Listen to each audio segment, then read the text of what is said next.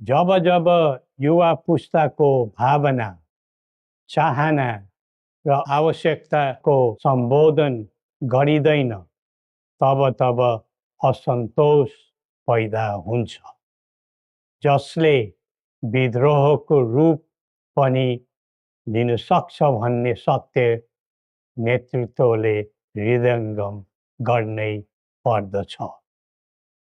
नेतृत्वले पटक पटक युवालाई प्रयोग मात्र गर्ने, तर उनीहरूको आवश्यकता बुझेर काम नगर्ने प्रवृत्तिले युवामा असन्तोष जन्मेर देशमा जनधनको हानि भयो।